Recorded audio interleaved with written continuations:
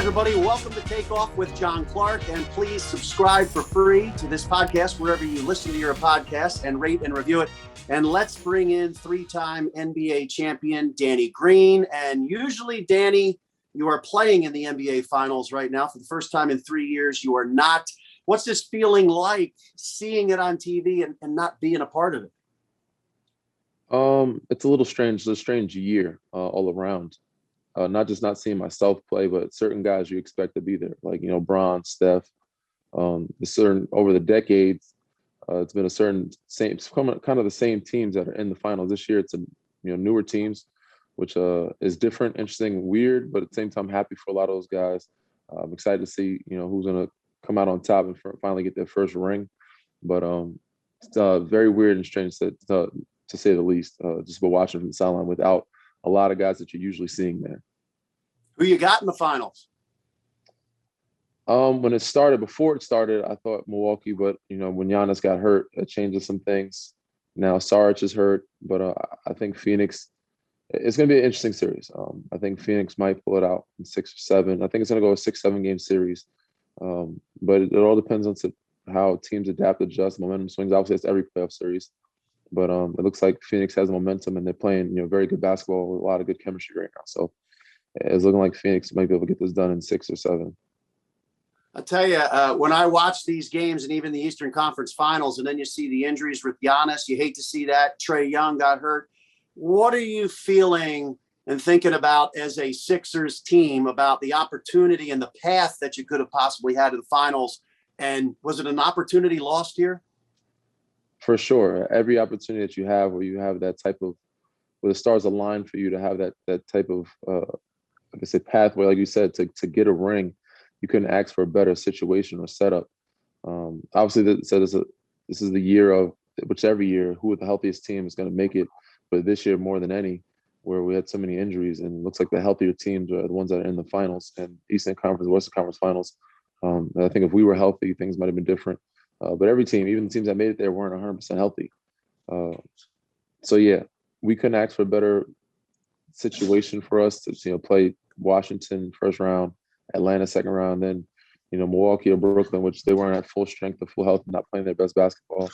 And then coming out of West, you said Lakers were injured, Clippers were injured. The top dogs were hurt. Utah, Denver, they had gone out of the playoffs. So playing against a Phoenix team, even though they're very good, they no easy route, no easy team in the finals, but you couldn't ask for a better scenario to where we could have gotten a ring this year. And it's definitely an opportunity missed, not just because of the lineup or because of how things turned out, but just because it's an opportunity. Every year you get a chance to win. And if you have a good team, regardless of the route, it's opportunity missed. And we don't know if we'll get everybody back. We don't know if we'll have the same team. We don't know if we'll have 100% health next year. So, it's going to be interesting come free agency and come draft night. Obviously, Joel was not 100%, and then you got injured, and that really affected the team. Also, your leadership. Do you think if you were healthy for the series against the Hawks that you guys would go on to the Eastern Conference Finals? I definitely think it would have changed some things. I have a lot of confidence in myself and my team and my group when I'm on the floor that we have a really good chance of winning, especially the games that we did lose this past year with being up 18, being up 26. I think if I were to be out there and help a little bit, I think that we would have got one of those wins, and that would have made a difference in the series. It's interesting. Doc Rivers, after Game 6 against the Hawks, he told Joel Embiid, "I told you we were going to win. I told you we were going to win." And he said he needed to kind of pump up the young guys, let them know that they can pull this off, believe in themselves, even though they had blown the lead in Game 5. Do you sense that maybe there was that veteran presence at times missing on the court? I mean, I saw you coaching up the guys during every timeout, but do you think that veteran presence on the court was missing? For sure. And I think it was one of those things, not saying that we didn't respect Atlanta, but I think we just expected to just win. And instead of actually, skipping steps and think it was going to happen and actually try to make it happen, said, like Doc said, he knew we were going to win.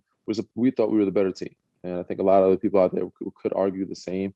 But they played better. They were healthier.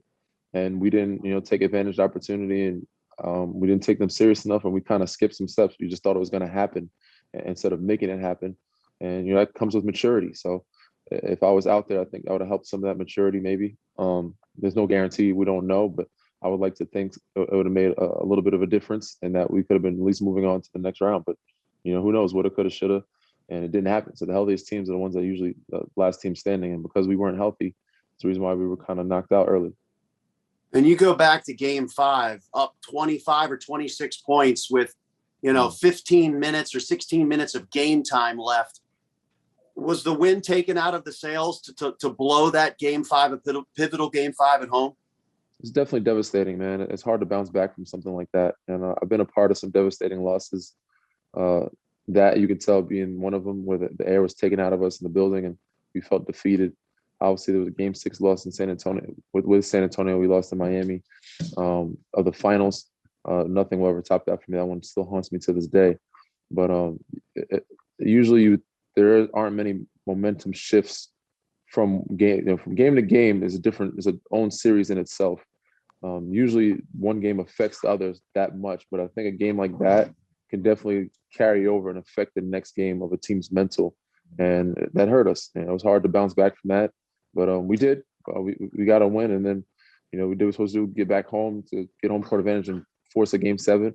But I still think Joel was playing a lot of minutes. He was tired. The starters were playing a lot of minutes. A lot of guys were fatigued, not just physically but mentally. And when a game like that happens, that takes a toll on you. Game 7 was right there for the taking in the fourth quarter. You have become an NBA champion 3 times over. You know what it takes. You've seen teams and what it takes. What do you think was missing there in those final moments? Do the Sixers need a closer to take over in those moments? I think we have. I said if we were healthy, we have all the pieces. With Tobias and Joel, with their scoring capabilities, that's closing enough. But and Seth, the way he was playing, he was hooping, he was balling very much well. But they need a little more help. We needed more scoring and a little more defending on the other end. We needed more defense. So I think the only thing that was missing really was some winning plays. We usually have somebody on the floor, and we couldn't get that. Not saying that we didn't have it every game. We missed it some games, but somebody's going to get a block shot, a rebound, a tip in, a loose ball, or something like that. That could change the whole momentum of the game. A defensive stop Lou Will or Gallo, who's running off 10 straight points. We get that type of statement or that type of winning play to change momentum, the shift. It'll allow us to get back into our rhythm and also stop their rhythm so that we can continue to, get ahead and take advantage of the lead. We saw Tobias Harris have a career year. And then in some of those moments in game 7, he missed some layups that he's normally going to make. Is that the pressure moments that maybe you learn from and you learn to be a champion from those moments? For sure. Every moment he's learned, all of us have learned. I don't think for him is any pressure. He's been in those moments. He's made a lot of shots for us. I think there were some games where he was out of rhythm and didn't get, his flow going. But yeah, it wasn't just because it was game 7, just because it was, close in the fourth quarter. There's pressure with every shot, but he's used to taking those, he's used to making those for us. And of course, he learned from every series, every game, and he needs to be more aggressive. But I think once again, it's a domino effect. When you're missing one piece, it changes the flow of everybody's outcome, everybody's game. And his game and his chemistry and his rhythm was off a little bit because we didn't have everybody there, and we had to change rotations. We had to change who we guard. We had to change up how we're attacking them offensively. And that's something that you have to kind of adapt and adjust to. That he shouldn't have had to adapt and adjust in the playoffs. We should have everybody healthy. And it sucks because most of the season we were used to kind of playing without Joel some. We were used to playing without Ben some. I didn't miss many games this season. They had never been really used to me not being there, having his back defensively and offensively, also spacing the floor, setting screens for him. We're doing little things like that to get him into the game. So it was tough to watch. It was frustrating, man, on the sideline, being a teammate and seeing some of those guys go through it. But also, seeing us feeling like we're the better team and not be able to get it done because I was out there to help. And Joel obviously gave it everything he had. In those last couple games, he had a lot of turnovers, and especially in the fourth quarters, in those big moments. Do you think sometimes too much is put on him in those moments, especially the condition with the knee and then maybe getting fatigued from the injury and stuff like that? Yeah, I feel like a lot is put on both those guys, Tobias and Joel. And of course, they were attacking Ben a lot too. So a lot is put on those guys. And that's why you have a team. You have other people to help. Seth did a great job of what he could do offensively, defensively, stepped up a little bit, but they needed more help all around. And so usually that's the help I provide where, Joel has more space if I'm out there, or I get to talk to him, tell him, repost, kick it out, I'll get it back to you, or, get these guys in foul trouble, get them out the game. I think that was a big key that changed the momentum in the series where, Joel wasn't getting as many foul calls or getting, those guys in foul trouble as much as he was early on. And that changes, the whole momentum of Clint Capella's game or, John Collins, those guys. He usually gets those guys 3 or 4 fouls where they're not even in the game in the fourth quarter, or they're tired, fatigued, or scared to foul out at that point in the game. So definitely a lot too much on his shoulders. But that's what comes. You're an MVP caliber player, and I know he's going to try to get better, get his body right in shape. He knows we had a chance, and as long as he's here and they have Tobias here, there'll always be a contender. We don't know we're figuring out what I'm going to do this summer, and they have Ben here as well. Those 3 guys are very good in the East and always going to be a contender. But he'll learn from it. He'll get better from it. And if they can bring everybody back, we figure out how we can move forward, take the next step and mature, and hopefully get over that hump. There's obviously a lot of talk about Ben Simmons, and do you think he will be here with the Sixers next year? I think so. I don't see Doc or Daryl Morey as guys to give up on a guy like that who's very young and has a lot of potential, because of one series or because of one incident, and just giving up on him. I see that they can. It's fun. Just Doc's first year. There's a lot of new coach staff first year, front office first year. So there's a lot of newbies in this, and I think they feel that they can adapt and adjust and also change and grow and help them understand, championship atmosphere. Ben and Joel is their first time. Actually, I wouldn't say first time, but they didn't really have many vets. They didn't have to learn from somebody like Doc or have that type of culture around them. So they're going to probably stick with him and give him an opportunity to grow and also, change him into a championship type of point guard that everybody keeps asking about. I believe he has the tools. I believe he has the mental. I just think he needs the encouragement and he needs us around him to help get him there. What were you doing in those moments? Obviously, you're one of the veteran leaders, if not the veteran leader on the team. And he's got a lot of talent, Ben Simmons does. And you saw him shy away from shots. Obviously, the free throws weren't going down. So maybe he lost confidence with that. Were you trying to pump him up and to tell him to keep being aggressive? For sure. I think we all were. We all were, telling him we're behind him. You'll just be you. Keep playing your game. Don't worry about it. Don't think about it. Just keep putting pressure on the rim. Keep getting attacking. We need you. They're scared of you. That type of thing. We're encouraging them as much as possible, trying to make them feel comfortable, and tell them, we live with whatever free throw you make or miss. It doesn't matter. At the end of the day, you're getting them in foul trouble and you're getting more shots at the basket. And we're going to make plays, and you bring more to the table than just that. Defensively, you're going to be a monster for us. Offensively, you're going to create shots for us. So, we're going to need that and continue to be you. So on the sideline, I did as much as I can. We all did. We all try to talk to him, encourage him, and make sure he didn't think too much about it. But it's human nature of the game. It's human nature of life. He's a young kid. He's growing and he's learning, and he's still maturing in this league. And I think he's going to still be a special player when it comes to this. So this type of situation can change a player's career in one or two different ways. And I think for him, with how he's going to attack it, I think this will help him a great deal in the future. Did you have some conversations with him after the game? What was he like after that game? Does he kind of sense that hopefully this is rock bottom and that he can rebuild himself offensively? We didn't have many conversations. We didn't have to. I think everybody understands what we need. We keep within our locker room. We try to block out the noise, the media, just keep it in house and keep it family. Focus on what the task is at hand. But I have checked up on him, see how he's doing, see how everything is going. But he understood that. He knew what he needed to do. It wasn't like we needed a bunch of people to keep lecturing him or talking to him about it. But I just made sure when we were on that floor that he came out positive, and I tried my best to encourage him as much as possible. Doc Rivers has mentioned in several games, like in Game 3 in Atlanta, he said, "I need you to be aggressive, play downhill in the second half." And that's what Ben did, and he took over. Why do you think he does need to be kind of encouraged or pushed at some times to be aggressive offensively? Because naturally he's a passer. You see some guys are just naturally facilitators, and that's what he's good at doing. But we need him to do both. We needed him to kind of have a happy medium. That's part of growing up, part of maturing. Right now, as a young player, he knows how to do one or the other. So I'm on pass mode or score mode. It's like, well, you got to make reads and kind of do both. And I think he has the ability to do so, and the IQ. So I'm interested to see how he grows as a player, as well as these other young guys around here. Had a great year with them, had a lot of fun. We'll see if we can bring everybody back. If not, they're a family for life. They're always my brothers, and I love them, and I'm rooting for them and cheering for them. But I'm interested to see how all these guys grow. Philly is a different place. I'm from here, and Philly is rough. Yeah, And I got a sense when he was at the free throw line in the series that the arena had his back for a while, and then you got this groan or an uncomfortable feeling. Do you think the crowd and Philly can have an effect on somebody like Ben Simmons in those moments? for sure. It has an effect on everybody. And I think that's something that needs to change in the city. I love our fans, but when things aren't going well, they can turn on you.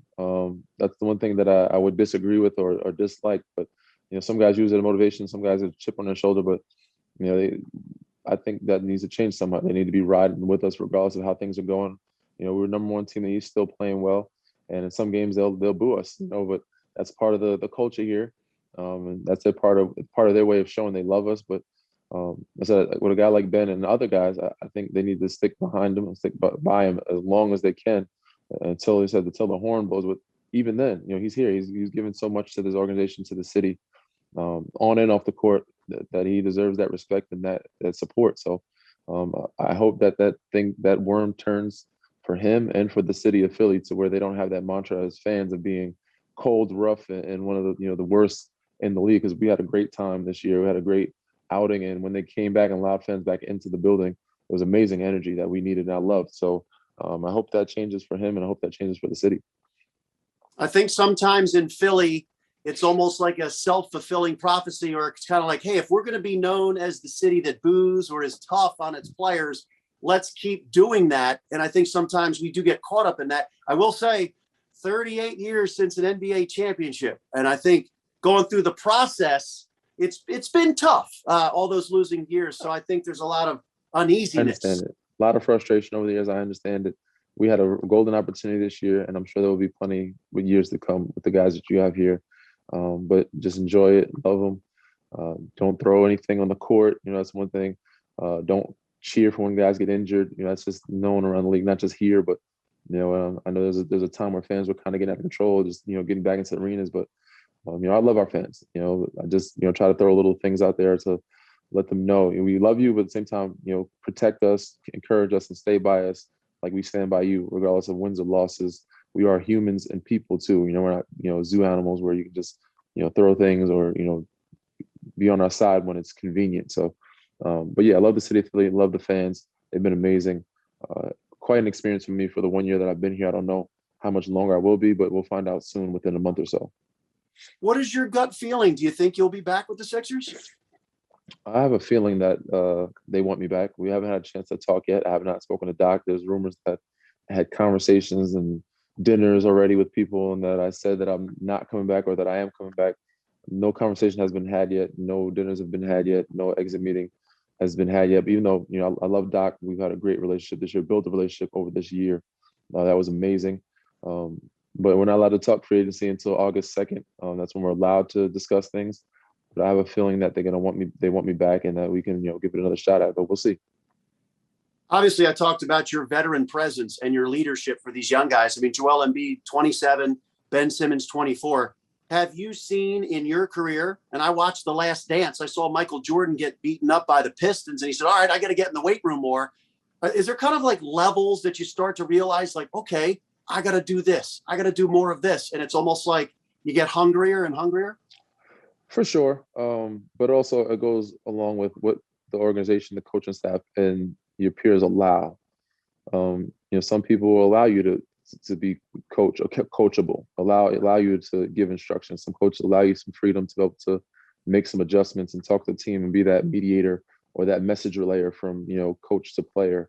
And I got a lot of that this year, which was amazing. I've never been in that type of position, that type of situation, to where they came to me and I went to teammates, or they asked me what I thought of, and got a chance to relay messages and actually coach and manage egos and relate to them in a different way. And I like that role. And guys look to me for advice and what I thought, which way things should go.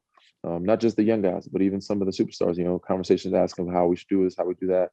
So it was new for me. I've been in similar situations, but not to this extent or to this level of it. So it was a lot of fun, and they allowed me to be not just the player, but a great leader. And hopefully, moving forward, I'm able to do that wherever I land. Doc Rivers, after the season, said maybe the culture of the Sixers needs to get even a little bit better. Did you notice anything? What did you sense about that?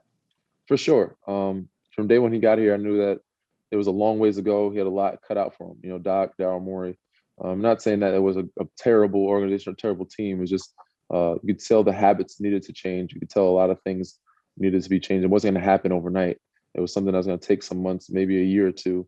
And we put it together faster than I expected, and actually were successful, more successful than I expected.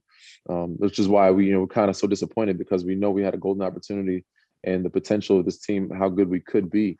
But even as I said, from day one, I thought we were going to have some time. It's going to take some time for this team to get it right, get it in order, get in act, and get that championship culture, that atmosphere, and those habits of doing things the right way and being ultimate professionals here. Guys actually adapted and adjusted pretty well for the most part, but there's still some ways to go, and I'm sure Doc's going to get them right. I'm sure Daryl Moore is going to make the right decisions and moves that he needs to. Elton, was a big key to that. So I'm interested to see how it goes. But then it's a draft night and free agency.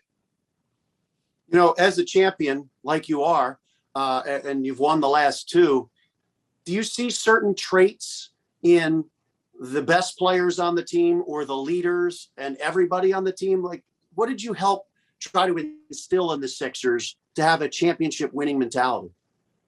Just doing things the right way. I thought we had all the pieces, and I did see that we had enough. We had, 3 all-stars, 2 amazing scorers, and a lot of great pieces around them. Guys, Seth could score well, and other guys that can play defense. Matisse, 2 all defensive teams with Ben and Matisse.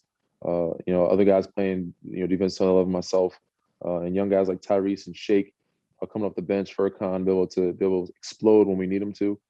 So just the depth of what we had and the pieces was more than enough. That was the similarities that I saw. And instead of the all-stars, the guys that can get you a bucket at any point, any time, especially in crunch time. I believed in those guys, even though it didn't happen at times, but it doesn't also necessarily come from those guys always. Throughout the year, we've had different guys step up in the fourth quarter for us. And that's where I think we were missing. Shake was one of those guys. Myself, I might hit a shout out to. Seth was a guy. Matisse might hit one. Furkan might hit one. So, it was interesting to see when I went out, how they bounced back, how they played, and they still played well, even though they lost some games. Those young guys stepping up, but also seeing the depth that we had. Obviously, you can't take none away from Atlanta. Great team, they had great depth, and they played well and they balled out. And Coach McMillan, he was amazing with making adjustments he needed to make. Hats off to them. But I saw a lot within this group. Even when I was out in the sideline, you see so much more on the sideline than you do when you're playing. When you look at Joel Embiid 2 years ago when they lost on the Kawhi Leonard shot, you saw his tears. You obviously saw from that how much he cares. I guess there might be a little perception that Ben Simmons sometimes comes off as aloof, sometimes with the media or in public. What is it like with Ben and Joel, 2 young guys trying to become championship players? What kind of attitudes do they have towards this? I think they all love the game and they want to win. They for sure care. Obviously, Joe shows it a little more with his emotions. They're just not great at expressing it through the media or certain routes. But all these guys here want to compete, want to win, and want to be great. You can see in their day-to-day activities how they operate. They just don't know how to yet. They're just trying to be guided, and that's where Doc comes in. That's where me, Dwight, George Hill is where we come in and teach them and show them how to win and how to it doesn't start with just in the game on the court when the tip-off goes. It starts way before that. It starts in preseason. It starts with stretching. It starts with how you operate on the road, how you not late to the plane, little things like that. Those habits of showing up every day and being there for your team and having your teammate and having his back. Those habits are what you need to build from day one to be a championship team. Do you think that was one of the problems with the processes, or weren't enough veterans kind of showing Joel and Ben just how it's done and how to win? For sure, not just from this year, but from previous years. I think that's part of why they struggled years before this. They didn't have, let me say, the right veterans. They didn't have the experience. They didn't have enough guys that have been there, that have done it, that have won, and to push them to understand or to learn and to make them better. And I guess, or people that they respected enough to try to learn from them. So it could be a multitude of things, a number of variables that didn't come along for them to learn. Maybe up until this year, who knows? I think they learned little bit by little here and there, but I think they probably learned the most this year with having Doc here, myself, Dwight, George, and those type of guys around them to help them understand what it takes to be that type of team. We saw Ben Simmons say that he's not going to play in the Olympics for Team Australia. So he's going to work on his skill development. Is that a great sign? Do you think he's going to attack this offseason because he knows he has to work on those things? For sure. I think it's all good signs. Whether he played or didn't play, I know he's going to take it serious. And I think it's more so of his body. Even though, people think he's young and healthy, everybody's banged up at that point. Even though he was able to play, Joel had injuries, Tobias, everybody had some type of issue, whether it's knees, shoulder. Guys are playing not at 100%, and Ben as well. So I think he's taking time to get his body right and also his mental right, which is more important than anything. He's obviously physically a freak of nature, so he's able to adapt and adjust and do things that nobody's able to do in this world. And it's more so for him, it's more mental than anything. And him to get his mind right, also get healthy, his body right, and be able to work on the details instead of just going out and just playing is more important than anything. You just talked about preparing yourself and having your body right for this. I mean, you went through 2 straight finals, and then you had a condensed off season jumping right into it. Do you think that could have led to your injury in any way? It could have, for sure. Just that much of a quick turnaround, that much pounding on the body of so many games. I didn't miss many games. I played 69 and every playoff game, high intense minutes. Just wear and tear on the body is bound to happen at some point. Knock on wood, you hope it never happens.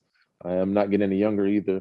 But that's why, I try to take care of the body as best I can. I learned from my vets and my older guys of how well they did it to try to keep my body and keep my mind in this game as long as I can. And I still felt great this year. Even though I'm getting older, I still felt young. I still feel I have a lot of good years left in this league. And right now I'm still rehabbing, making sure my body's right for next year. It's a gift and a curse, but I have a longer off season now to be able to focus on that. I would love to be playing, but everything happens for a reason. And now hopefully this happened for me to have a better bounce back and hopefully go make a good run at it next year. And it's interesting right now in the NBA, you hear all kinds of whispers and you see coaches being let go, even quarterbacks in the NFL. What do you think is going on in the NBA now? Are players kind of letting it out more or speaking up more or letting their feelings be known about their situation and maybe they want a better situation sometimes? Yeah, I think that happened a long time ago. That started when superstars started figuring out want to be trades certain places or just free agency and teaming up with other guys that they like to play with. But yeah, it's a different era. It's a different generation now. You don't see many superstars staying with one team and being with that team as long as they can. And now, guys will be there as long as they can until they can find a group or a championship team around them. If the organization doesn't put the right pieces around them, then they're going to go find them themselves. So, I think it's more expressive within the media, within social media. And I guess more leverage with players. They have the power. They kind of understood and started to figure out that we have more power than we thought, and be able to make moves that we need to make or want to make to be able to get what we want. And that's not just money wise. That's just championship and winning wise. And I guess the owners and GMs have to respect it and figure out ways to do it because you don't want an unhappy player, unhappy superstar in your organization because that can change the whole dynamic of where or the direction that you guys are going to be going to. It really was a lot of fun. I got to tell you, when I was seeing you talking to all of your teammates on the sidelines during the timeouts, and I even think a couple times you went out there and kind of spoke to the referees as well on the behalf of some of your teammates. I tried. Yeah, I did a little bit here and there, man. I tried to get them on our side, give us a call or two. You ever think about post-career, years down the road, coaching at all? People brought it to my attention. Coaching is not something that it's come by my desk. It's something people try to put into my mind, but it's not a thought for me.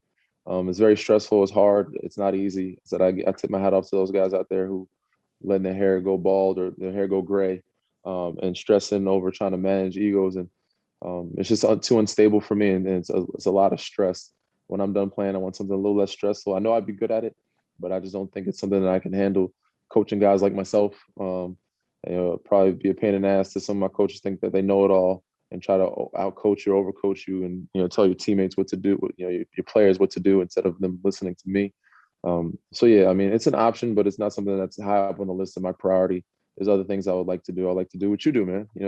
Continue the podcast, host, NBC Sports Philadelphia, or be on a network, maybe talking sideline, analyzing the game.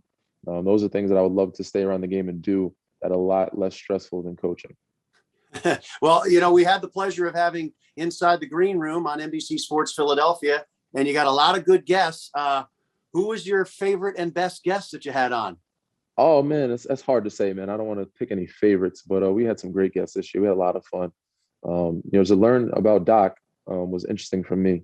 I've seen him from afar, studied him from afar, and always admired him. But to play for him and also see him talk and have an interview and learn some things, ask him some questions was great. Also, with Joel and Tobias, they were great on. And Matisse, Matisse is one of my first guys that I did when I got here. Interesting guy, learned a lot about him. But for him to open up and actually give me opportunity to learn about him and the fans learn about him, and the fact that he was doing a YouTube channel, I think, when he was in the bubble, and how well he produced, he did it all on his own, and how well it was produced and directed by himself was amazing to me. So I had a lot of great guests, man. I enjoyed every single one of them. To learn about all my teammates was amazing. Hopefully I get a chance to learn about them more in the future and get some of them on, whether I'm here or not. But it was a hell of a year, hell of a run, a lot of fun. And a great podcast year for me as well. So thank you guys for having us and hosting us. NBC Sports Philadelphia. Hopefully we'll be back. But if not, I said, family had a hell of a year, a lot of fun, and I'll be back on to join you guys whenever you guys need me or want me. Well, you were good at it, and it is less stressful. Yes, it's very easy to just talk shop with some of the homies, some of the teammates, some of the guys talk about basketball, give their opinion, and have them have the freedom to speak freely, because you know that you're going to be on their side and not just take anything. You edit things that they don't want in there, and be respectful of their privacy and things that they want to be said and how they want to be viewed. And we always want them to be viewed in a positive light. So always had fun chopping up with them and let them be free and talk a little bit about their off the court lifestyle and their families and other hobbies that they like to do. Well, you did a good job with it, and obviously you got a career in that whenever you're done.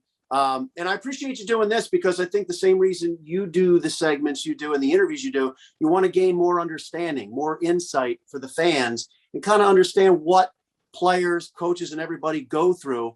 Because sometimes the fans, they do get a little out of control because they want to win right now and they don't maybe see the big picture sometimes. But I get it, because as I said, 38 years without a championship. Yeah, it's human nature. We get it. And it is human nature for us, for them to look at us and as humans sometimes. But we have feelings, emotions just like you.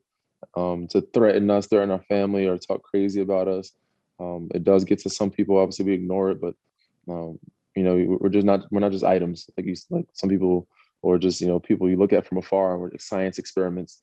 We are human and we do make mistakes. We aren't perfect, and believe it or not, we are trying and we want to win and we do care. And that's every single one of us. We want to perform at the best level we can, and not just for the fans, not for you guys, but for ourselves and our family, to make them proud. So, man, sometimes I get lost in trance. Sometimes I get lost, but we understand why the frustration. Trust me, we get just as frustrated because we're putting the time, the sweat, blood, and tears into it more than anybody else. So we're the biggest critics of ourselves, and more frustrated when we lose than anybody. Well, I'll tell you what, this was great doing this, and great insight. And we hope you're back with the Sixers.